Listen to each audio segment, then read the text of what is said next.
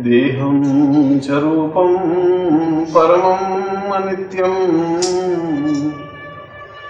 लक्ष्म्योर्वतार्वै शरणं मतां वै ज्ञानं च रूपमपरं महितां विरूपं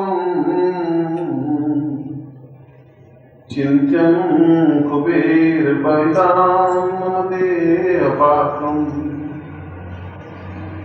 मैं महर्षि याज्ञवल्क्य और विश्वामित्र दोनों ही ऋषियों ने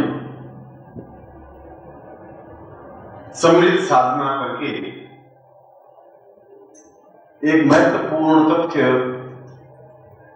हम लोगों के लिए प्रस्तुत किया और ऐसा पूरे 25,000 वर्षों में 40,000 वर्षों में केवल एक ही उदाहरण ऐसा मिलता है कि दो अद्वितीय ऋषि मिलकर के एक ही साधना का निर्माण किया हो।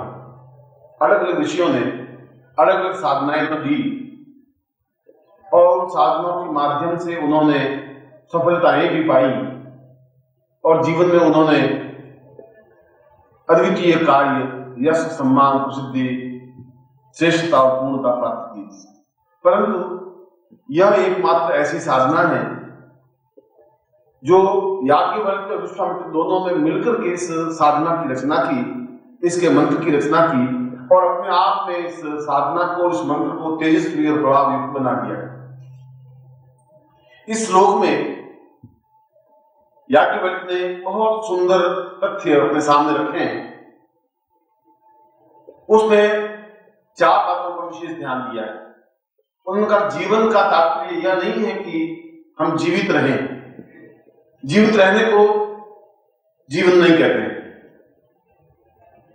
जीवित रहना तो हमारी मजबूरी है।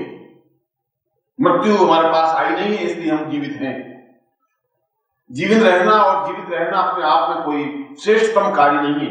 श्रेष्ठतम कार्य तो यह है कि हम जीवन में दरिद्रता को, गरीबी को, निर्धनता को हजारों मील दूर धकेल दें। इस श्लोक के पहले चरण में दरिद्रतां वै पर्वतं प्रवेद रूपम, दरिद्रता को हम इतना हजारों मील दूर धकेल दें कि हमारे आने वाली पीढ़ियों के पास भी दरिद्रता आ नहीं सके। ये हो सके कि हमारे पूर्वजों के पास दरिद्रता रही हो, ये हो सकता है कि अभी तक हमारे जीवन में दरिद्रता का वास रहा हो, मगर हम इस साधना के माध्यम से उस दरिद्रता को सैकड़ों हजारों मील दूर धकेल दें। ऐसा नहीं दरिद्रता को मिटा दें, इतना दूर धकेल दें कि वो हमारे को देख ही नहीं सके। यशोर वै पदाम पूर्वमदेव रूपम। और दूसरी बात याज्ञवल्क्य ने कही कि केवल दरिद्रता मिटाने से ही जीवन नहीं बन जाता। जीवन की परिभाषा दी है। ऐसा नहीं कि हम दरिद्रता मिटते ही हम जीव मनुष्य बन जाएंगे या श्रेष्ठ बन जाएंगे। दरिद्रता मिटाने के बाद भी हम संपन्न बने, क्योंकि जहां दरिद्रता मिटेगी वहां संपन्नता होगी, तभी दरिद्रता मिटेगी। वह दोनों एक ही सिक्के के दो पहलू हैं। जब हमारे पास संपत्ति होगी तभी दरिद्रता मिट सकेगी, तभी हमारा कर्जा मिट सकेगा, तभी हमारे ऋण से दूर हो सकेंगे। इसलिए संपत्तिवान बनना अपने आप में कोई दुर्भाग्य नहीं है। गरीबी अपने आप में कोई श्रेष्ठतम कार्य नहीं है। और हमारे पूर्वज, और मैं जहां पूर्वजों का वर्णन कर रहा हूं वहां ऋषि और हमारे जिस गोत्र के हम हैं, चाहे विश्वामित्र गोत्र के हों, चाहे याज्ञवल्क्य गोत्र के हों, चाहे आंगिरस गोत्र के हों, जो भी हमारे ऋषियों ने और देवताओं ने कभी गरीबी को महानता नहीं बताया, निर्धनता को श्रेष्ठता नहीं बताई। उन्होंने बताया कि हम संपन्न बने, अद्वितीय संपन्न बने, इतने संपन्न बने कि लक्ष्मी हमारे स्वयं हमारे सामने वरमाला लिए हुए खड़ी रहे। हम गर्दन आगे बढ़ाएं और वो हमारे गले में जयमाला डाले और हम उसको आज्ञा दें, हमारा अनुकूल कार्य करें। ऐसा कार्य इसलिए निर्धनता को दूर करके और संपन्नता प्राप्त हो। मगर दूसरी पंक्ति में कहा कि सस्त्रिये यदा पूर्वमदेव रूपम, उसके साथ यश और सम्मान होना चाहिए। अगर यश और सम्मान नहीं है तो जीवन नहीं है, क्योंकि धन से जीवन की पूर्णता नहीं बन सकती। अगर धन से जीवन की पूर्णता बनती तो ऐसे सैकड़ों तस्कर हैं, हाजी मस्तान जैसे हैं, अब उनके पास करोड़ों रुपए हैं, अरबों रुपए हैं, मगर उनका वह सम्मान जो होना चाहिए वह नहीं है। और जो तुम्हें घास मंडी है सोस्ट गेट के पास में, और घास मंडी में 300 वेश्याएं रहती हैं और प्रत्येक वैश्या के पास 20-30 लाख रुपए हैं। ऐसी कोई वैश्या नहीं जिसके पास 5-10 लाख रुपए हो। 20 लाख, 25 लाख, 30 लाख, 5-10 लाख के मकान।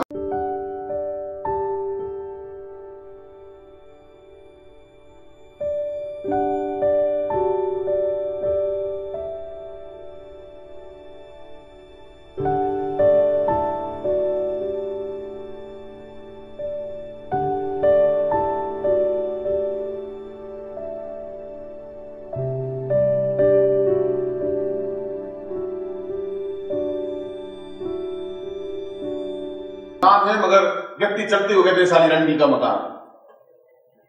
30 लाख रुपए से जीवन नहीं बन पाया, 30 लाख रुपए से महानता भी नहीं बन पाई, 30 लाख रुपए से कीर्ति भी नहीं बन पाई। इसलिए वो याज्ञवल्क्य बिल्कुल सही कह रहा है कि धन से पूर्णता नहीं आ सकती, उसके साथ यश हो, ऐसा यश हो कि समाज के 4 लोग हमें देखने के लिए तरसें, सैकड़ों लोग आकर के हमसे सलाह लें, सम्मान लें, हमसे बातचीत करें, हम उसका मार्गदर्शन करें, हमसे बातचीत करने के लिए लायक हो।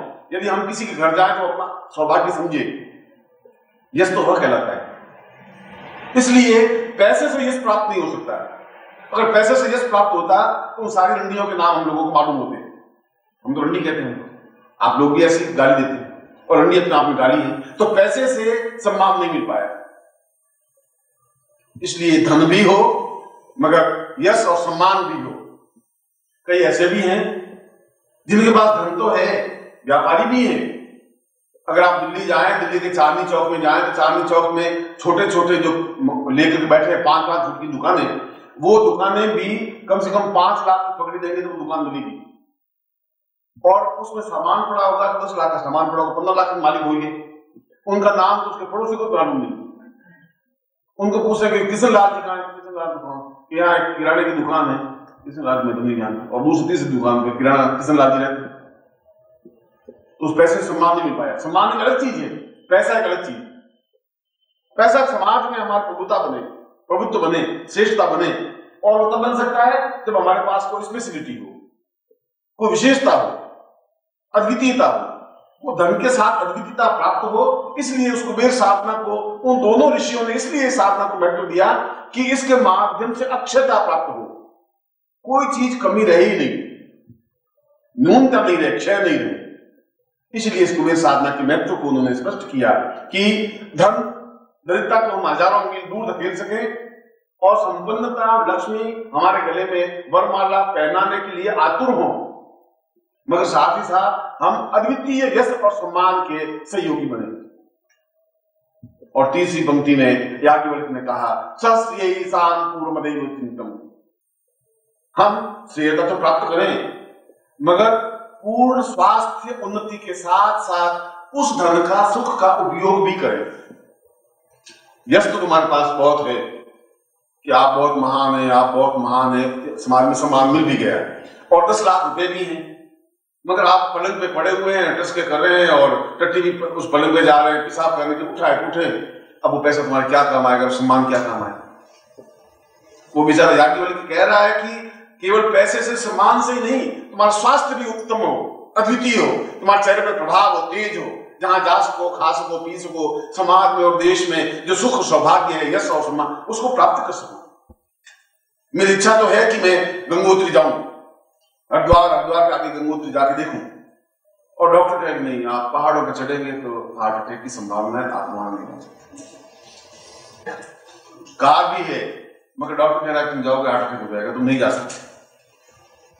वह पैसा वो यश दोनों ही काम के, जहां चाहे चल दिए, रेगिस्तान में 2 दिन रहे तो वहां रह गए, और कभी गंगोत्री चले गए, गंगोत्री चले गए, पहाड़ पे चढ़ गए, पहाड़ पे चढ़ गए, समुद्र में घूमने लगे, समुद्र में घूमने लगे। ऐसा जीवन हो, और ऐसा जीवन तभी हो सकता है जब स्वस्थ हो, जब आदमी पूर्ण स्वस्थ हो। और पूर्ण स्वस्थता जीवन का सबसे बड़ा सौभाग्य है। सब कुछ तुम्हारे पास है, पत्नी है, पुत्र है, बहू है, बेटे हैं, धन संपत्ति, यश, कार, मकान सब है, और आप कुछ कर ही नहीं सकते क्योंकि तुमने उपार्जित तो किया मगर तुम्हारे भाग्य में उसका सुख लिखा नहीं है।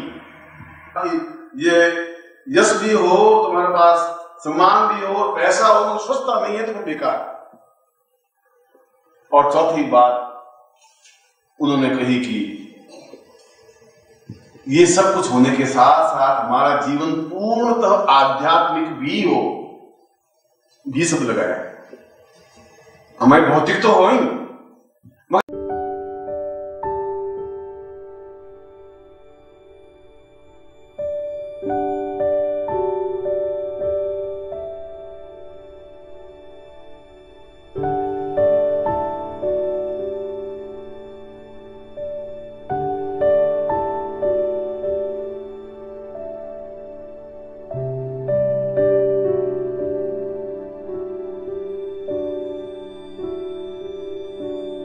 आध्यात्मिकता भी हो।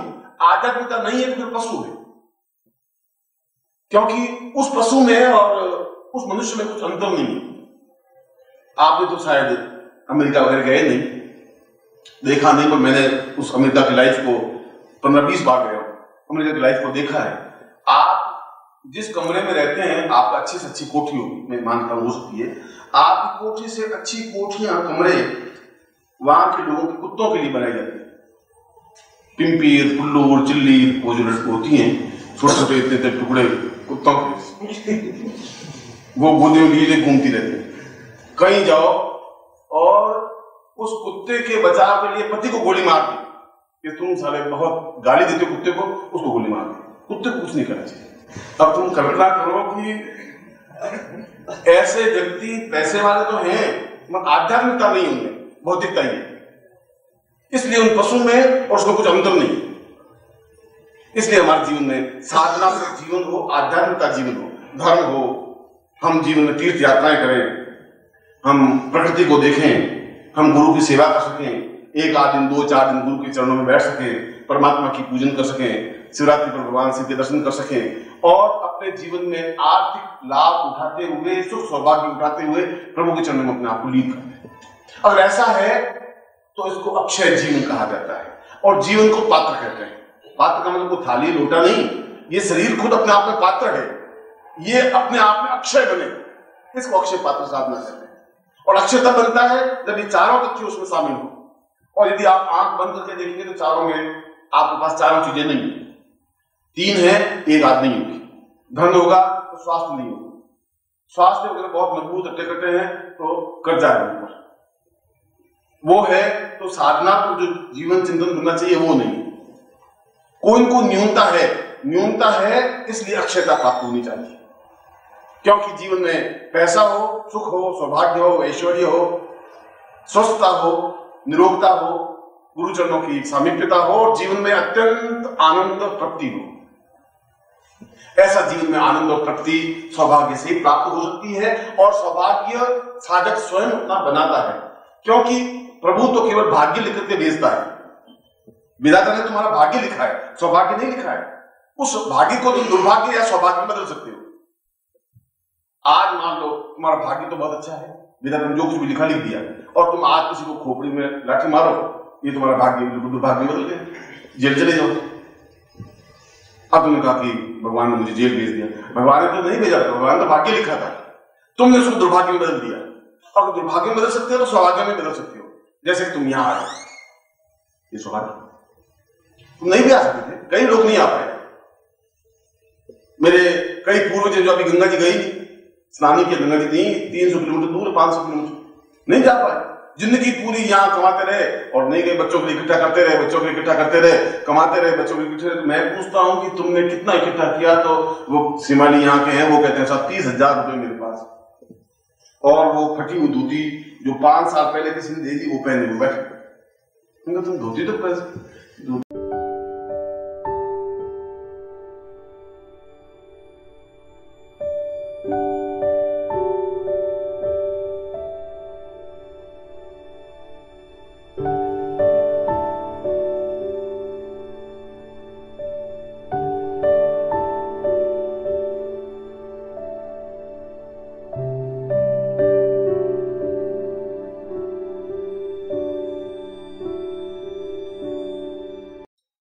ओम परम तत्वाय नारायणाय गुरुभ्यो नमः।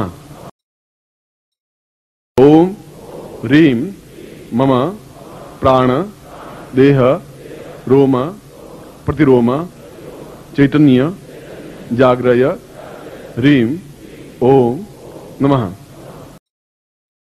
ओम भूर्भुवः स्वः तत्सवितुर्वरेण्यं भर्गो देवस्य धीमहि धियो यो नः प्रचोदयात्।